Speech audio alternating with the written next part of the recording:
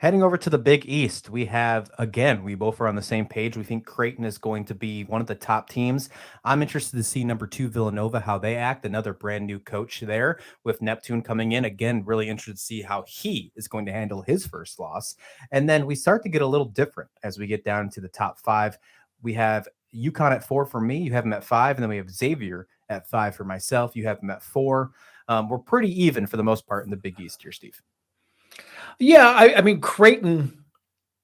I can't wait to start watching them play.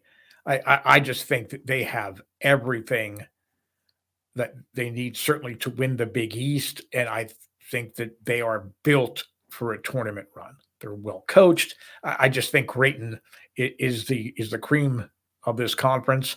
Watch out for Providence. You and I both have them at 3. I think Providence is, as they always do. They're going to. Everybody's like, oh, they're not that good, or oh, they're their metrics aren't great.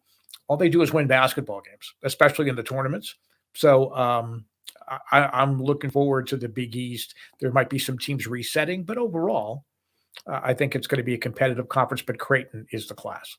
I would not be surprised if 1 through 5 was shooken up and then just thrown like dice and put in any different Mm. order.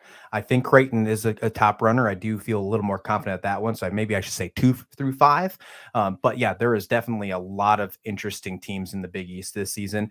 And just a little side note, each of us don't have Georgetown in last place. We think they're going to get some conference wins this year. That's something that's very important for the Georgetown faithful who had a really rough year last year, Steve.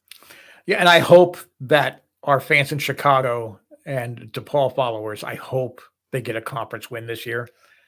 I was really hard pressed to see who they might actually beat this year. I think it's going to be a long year for DePaul fans.